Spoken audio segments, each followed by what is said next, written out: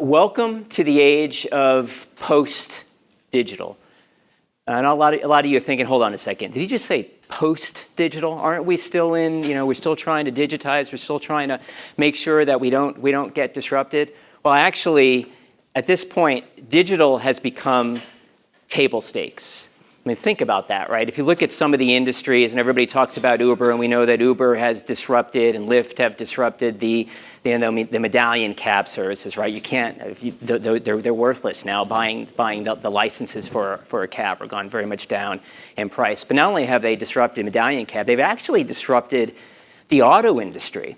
Right? Because there was a recent article about how the Gen Z, some of the millennials, but Gen Z, they're not getting their driver's licenses as much anymore, right? So they're not buying cars. So that's changing the way Ford and others are now having to operate in the cars that they need to set up. It's happening across all industries. Look at the comms industry. What's happening is all of us with Hulu, with Netflix, with Yahoo, we're untethering from our communication vendors. And the communication companies are now trying to make sure that they keep you tethered or give you a reason to stay connected. So what are they doing? So you have Charter Spectrum just is releasing, have you heard this? They're releasing a reboot of Mad About You with Heaven Hunt and Paul Reiser. And you can only see it on demand, at least in the beginning for the first 9 months, through Charter Spectrum. Right? So again, they were being disrupted. They had to disrupt. You're seeing it within the government sector as well. And the challenge really for all of us is to make sure that we don't get disrupted. We don't want to end up, if we are getting disrupted and we don't make the changes that need to be made, we're going to end up like the Walking Dead or even like these guys. So what do we do as leaders? What do we say? Not today, right? Had to get a Game of Thrones reference in there. So we're going to talk a bit about the challenges that companies are facing and what companies are doing in order to build systems. And notice I'm not saying build applications. I'm not saying build software. I'm saying building interconnected systems. And we'll talk a little bit about that. But we're definitely seeing an innovation gap in what many companies are looking at. A lot of organizations, we interviewed about 1,000 CIOs, and they said, well, 70% of them said technical debt limits our innovation. Yeah, okay, that's not too surprising. 2/3 said we would love to replace legacy. Also not too surprising. But then not the rest, but that same group, more, 70% said, okay, I want to replace legacy, but I really have to keep it as much as possible, right? Because it's a huge investment in order to replace legacy. So how do I have my cake and eat it too? How do I address that innovation gap?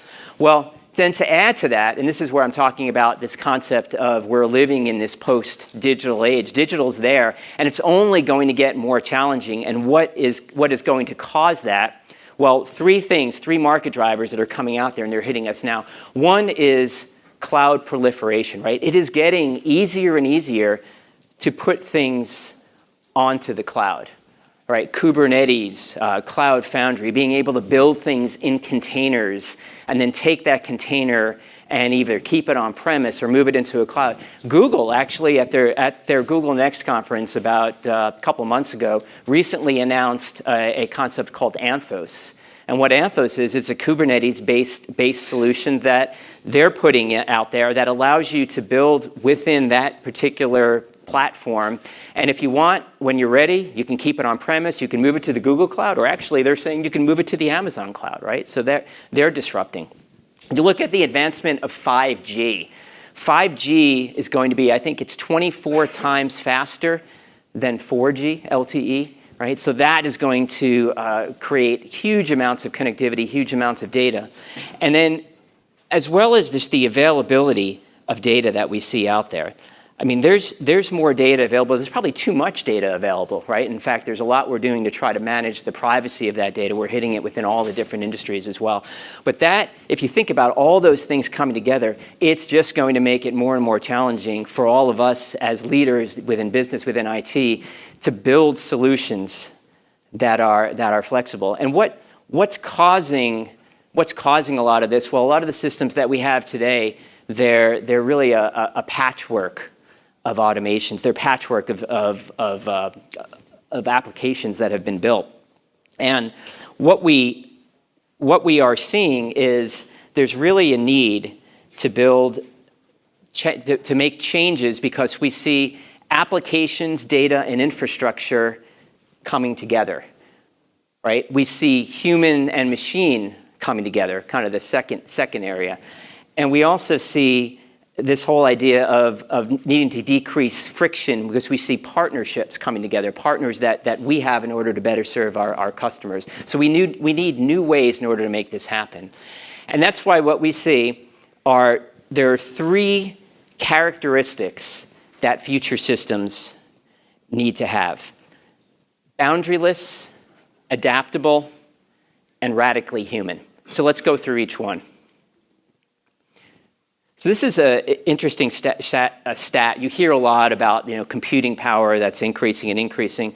One thing you may not have heard about, or maybe you did, but in a recent study that was done by OpenAI systems, there's been a 300,000 times increase on the availability of computing power to be able to run AI algorithms over the last 5 years. Now, to put that into some perspective, if you had a battery that, let's say, normal battery on your cell phone lasts a day, if you were to improve that in 5 years to 300,000 times, that battery would last 800 years. And if 5 years later, because I think it's still going to keep improving, if you were to improve that by 300,000 times, that battery would last 100 million years, right? So that's a huge increase that we're seeing just to be able to run AI-based solutions. And in fact, if you look at something like an Xbox or a PlayStation, that almost has enough computing power to have run the Apollo launch for NASA systems. Give it another 6 more months and it will have the right computing power, right, to be able to do that. So it's amazing what we're seeing out there and what we need to be able to do to be able to build these boundaryless systems.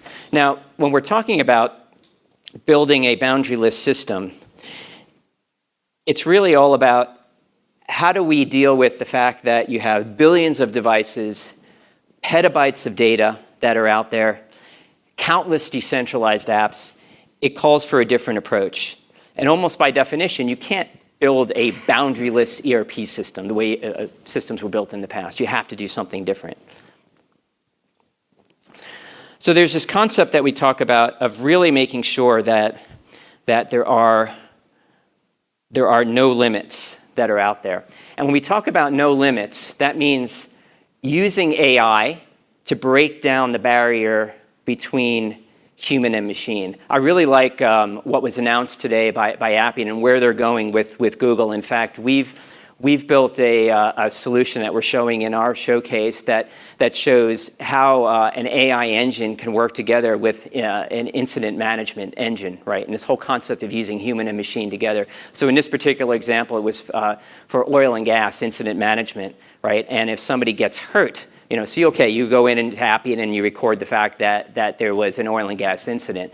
But if the person gets hurt, one of the things that you can use AI for is take a picture of the injury, and that can help fill in the amount of information that you need about that particular person, so that's visual AI, visual analytics, integrates directly into the Appian engine.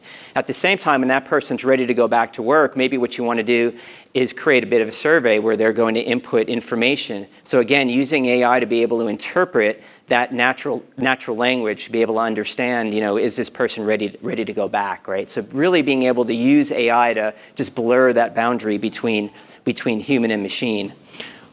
We also see being able to blur the boundary between layers of infrastructure, application, data model, as well as blurring the boundary between how you build partnerships. Think about what Amazon is doing. I don't know if folks have seen a recent announcement of Amazon, but what Amazon is now doing is they want to own that last model of delivery to us, to the consumer. So they are offering to their employees, if anybody wants to go and start up a company, they're paying a certain number of months. Those individuals would have to leave Amazon, but they're going to fund them. They're going to give them a bit of funding. They're going to pay their salary. I think it's for about 6 months in order to get going. So Amazon's now looking to compete. They're breaking that boundary. They're breaking the limits. They're not thinking just software, right? This is beyond software. They're thinking, how do I break the boundary of the systems that I'm creating, and how do I compete with a UPS, with the US Postal Service as well? So how do we go about doing this? The first step that we have to take is really to be able to break the boundary of our cloud. And cloud is not the end game. It's the starting point. So we recently worked on a big migration. As many of you know, Marriott and Starwood merged together. And what was really important and what really helped that merger to work and to get the SPG up and running was the fact that they were already running on the cloud platform, and being able to leverage that cloud platform to go even further was huge, right? So it was really just breaking through that ceiling, and how are you able to leverage that particular cloud? Being able to, step two, so break through the cloud, use as a ceiling. Step two, designing for disruption and insulating against change. You know, you look at a company, back in the day, I remember worked for Accenture for many, many years, and we used to do a lot of, during the dot-com days, we would build a lot of payment systems to be able to do payments across the dot-com, in the dot-com area, lots of lines of code that you had to develop. Now you can go and work with a company called Stripe with 7 lines of code. They can enable a payment system within your application. You think of what Appian's doing, right, within this whole low code space of being able to isolate against processes and build off the data that you have. Being able to design for that disruption and being able to move flexibly and being able to have a living system essentially becomes very, very important when you're designing these solutions and designing these overall systems. And that includes robotics, right, as part of that overall solution. The idea of decoupling, you heard a lot of that this morning, right? You heard about that from Capital Group, what they did around decoupling. You heard a lot about that from Aegon as well, about decoupling. There's a concept you may hear, we talk about this a lot at Accenture, called digital decoupling, right? And the idea that how do you build things in smaller areas? How do you build microservices, right? And a lot of people say, okay, microservices, that's just another name for an API. Well, no, it's not actually. The way microservices work and the way digital decoupling works is there's actually a separate data layer that goes with the API that you're creating, right? And essentially you're using, event messaging to be able to communicate between those data sources. So that allows you to decouple, to build things within smaller areas. You think of the role that Appian then plays on top of that, right? Because it is built on records, it is built on using the data. And I think when you look at this whole trend towards digitally decoupling, Appian is going to be very well positioned to take advantage of that. And then the last step, when we're talking about that, is about being boundaryless, is just exploring new models, right? We use the Amazon example, obviously blockchain being a key example as well. So that's kind of a high-level first trend, right? How to build boundaryless solutions. So second trend, now let's talk about how you build adaptable solutions. So this is interesting, right? 90% of a company's decisions are made using data that many managers think is unacceptable. So how do we get around that? Well, we want to build ourselves an adaptable system. And an adaptable system is all about eliminating the friction, right? Eliminating the friction between human and machine so that employees can be more productive. Eliminating the friction between your company and your partners, right? Eliminating the friction between even hardware and software that comes up. And this concept of we talk about building at the speed of smart. I talked about the idea of microservices, and what's interesting is that the company that really invented microservices is Netflix, right? So Netflix, the whole idea is, well, how do you have 250 million hours of videos that get played per day for 98 million subscribers over 19 countries?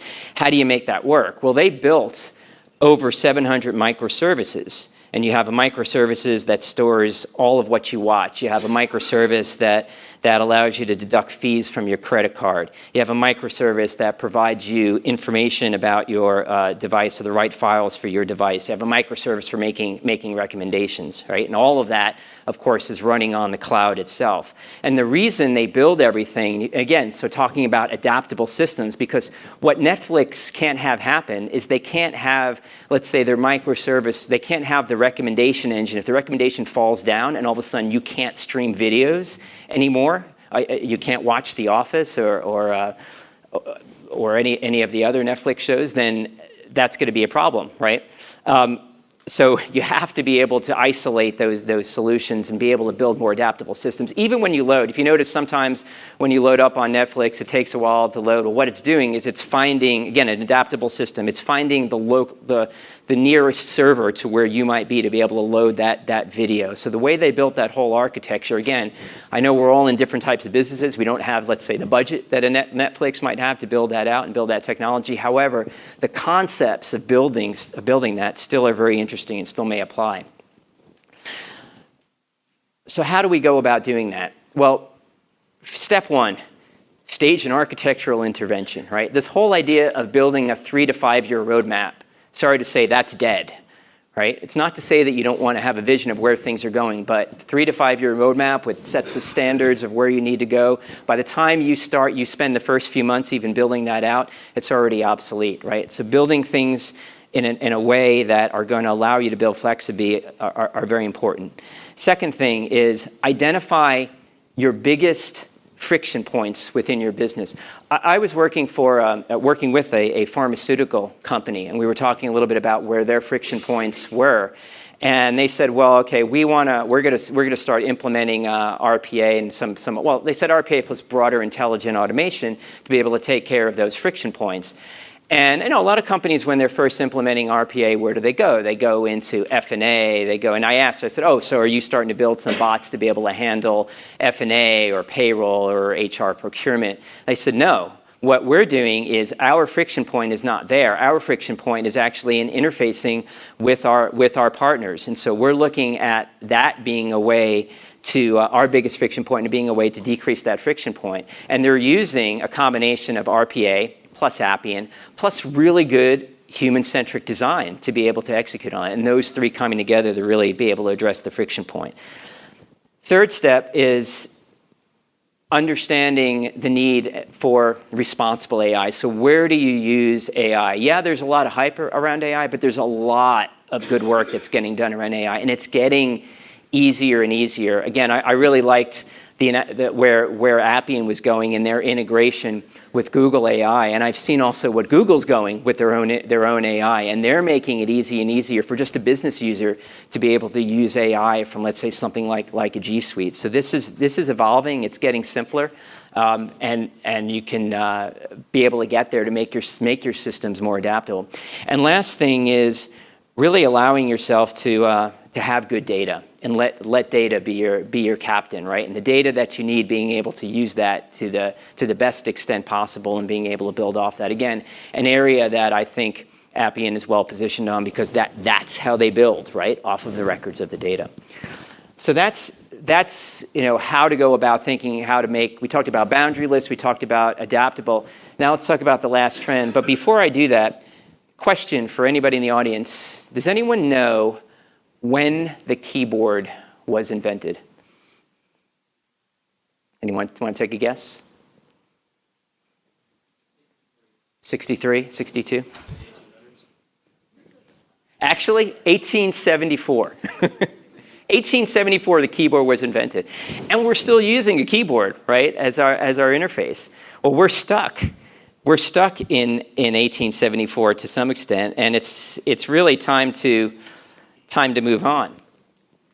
And this is where we're talking about really building out radically this concept of radically human systems, designing systems designing systems that adjust to the people. It's not people adjusting to the systems. It's the systems adjust to the people. And I know, look, I've been in IT a long time, right? And it was usually, especially when you're implementing an ERP system, it was always about, oh, you know what? We gotta change the way the ERP system works. We gotta change the way we do things. We gotta change the way our employees interact to be based upon the ERP system. And actually, to be fair, some of those changes were good because it did tend to optimize the process, right? But it's not thinking about how do we make something that's radically human when we're building out the system so that we can make this more and more and easily usable.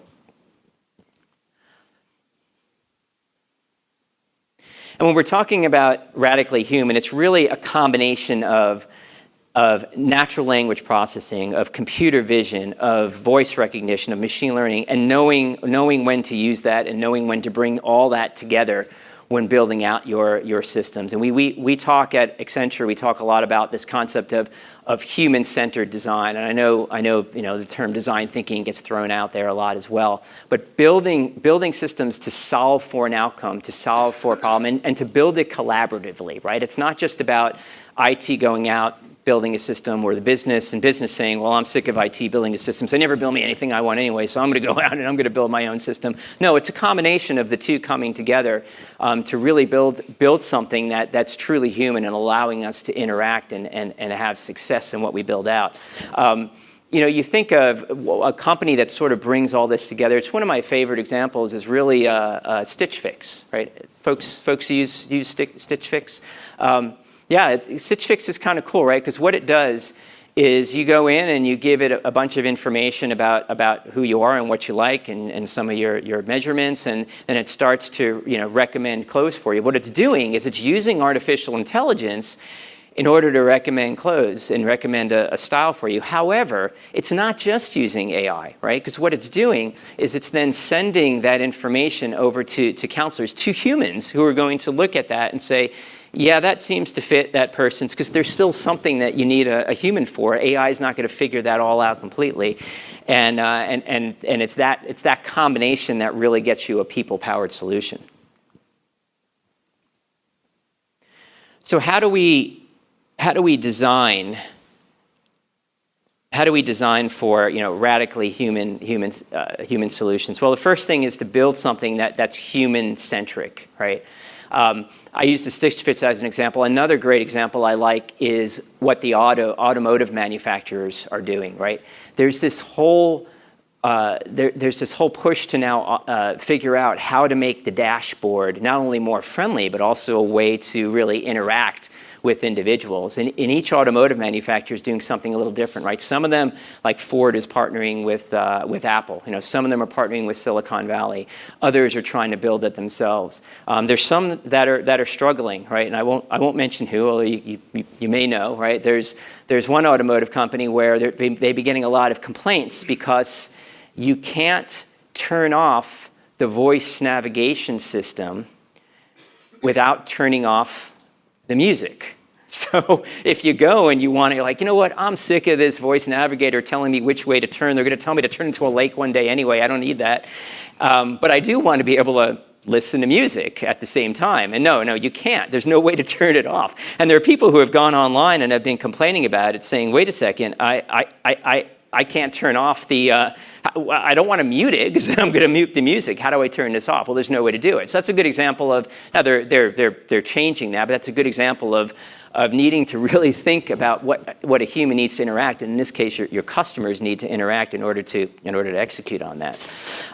The second step, so how to build a human system, will this always comes up, right? Breaking down those organizational and cultural barriers. We see that all the time. We have to figure out how to work through that. Example, there's a large global bank, and you see this a lot, right? A large global bank that had a business that was focused on core banking and a business that was focused on credit cards, right? And it sort of made sense because, look, you wanted to be able to incentivize these as separate businesses and make sure that they're driving profit, and you had separate C-level executives who were running it.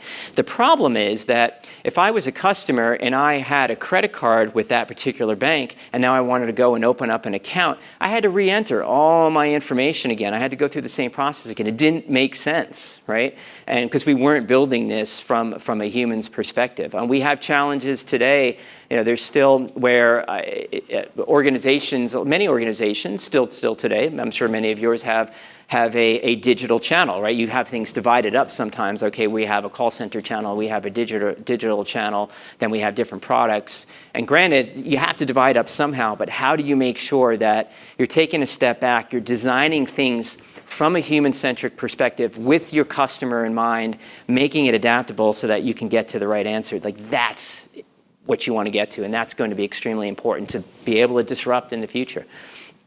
And experiment. You heard that today as well, right? A lot of what initially the work that was done by the presenters who did a great job of talking about this is they started off small, right? They experimented with a particular application to see how that worked with a product like Appian, and then evolved with that over time. So we talked about the building systems and how to make sure that to really get into this new world of post-digital, building things that are boundaryless, break the boundaries, make sure that they're adaptable, make sure that they're human-focused. Now, what about talent, right? Because in order to do this correctly, how do we get the right talent? And that's been changing radically. I mean, there was an interesting article in the Wall Street Journal, I think, over the weekend that talked about the fact that the entry-level jobs of today are not like the entry-level jobs when many of us started working, right? Because a lot of times if you were going into an entry-level job, let's say in accounting, you might have been doing some data entry, order entry, right? Or even in IT, maybe what you did in the beginning is you started doing, you had a whole stream of people who were doing testing, or a whole stream of people who would sit down and write BRDs, right, business requirement definition. There were tons of these types of entry-level roles. Those have been automated, right? In some cases, they've been moved to lower cost locations as well, but a lot of that work has now been automated. So it creates an opportunity, actually, for any of you who have Gen Zers or younger kids who are coming up or coming of college age and going into the workforce, or you're hiring young folks who are coming into the workforce. Really creates an opportunity for them, right? Because they're gonna be able to get into areas that are more challenging than when we first started, but it also creates a bit of angst as well, right? And that's part of what the article spoke about, is it does create a little bit of, well, am I going to be successful at this? Because it's a little more stressful, right? You're not starting from the beginning, you're getting in there at right in the middle. The second thing to think about is, as we're going through, and we call it a renaissance of custom, right? As we're going through this renaissance of custom, and we're looking at all these different architectures, and you've got microservices, and in what role does Appian play versus a API like Apigee, and when does it make sense to use Appian versus using some other solution that's out there, right? I mean, it's never going to be, no software is ever going to be the solution for everything you do within the enterprise, right? There's always different pockets. And when do I use something when do I keep using SAP or HANA or some other solution that's out there? So when you're looking at that, the key in building those skill sets is really looking at not only just having that deep expertise, or let me find that, the top Appian expert and all my problems are solved and I'll get that Appian implementation. Or let me find that top Google Cloud Platform expert and I'm done, right? Once I'm there, I've got it all solved. Well, no, it's good to it's good to have some of those experts on the team, but actually the skill sets that are now starting to be needed are the architects, right? Or kind of this Renaissance architect, and that's those architects that are allowed to that are looking across the ecosystem and saying, okay, I get it. I know what's fit for purpose. I know which system solves which area. It's business architects, it's business people who are getting more familiar with not only what's going on with the technology, but what others are doing, right? Hearing the stories of, okay, the way that Netflix is doing things or the way that Amazon's doing things. Oh, yeah, okay, I can't do exactly that, but is there something there that applies to me? How would that change the way I do my business? How can that change the way I interact with my customers? Getting people to think that way, having the communication skills that go along with that. It's really starting to find out, but making sure that those skill sets are coming together when you're building out these new solutions. And those are the skill sets, that's the softer skills along with the deep skills, along with the broader architecture skills. That is, and bringing that together within teams, right? Working within an agile environment, that's going to be incredibly important going forward. So I won't get, I mean, pretty straightforward of how, the one thing I will say here is it's defining roles, but it's actually looking at, what are the different tasks. Sounds very remedial, right? But what are the different things that I have to accomplish and to get that outcome in order to get where I'm going, and look to hire out those particular skills. And so if we look at, in summary, and you'll see, actually, if you go online, there's a lot that we go into. Accenture has it's available for everybody on when we talk about our systems of the future. But this whole idea of moving into a post-digital world, in order to do that, making sure that our systems are boundaryless, right? Not just breaking the boundaries between software, between hardware, between overall infrastructure, breaking the boundaries between our partnerships that we have, right? To be able to better serve our customers.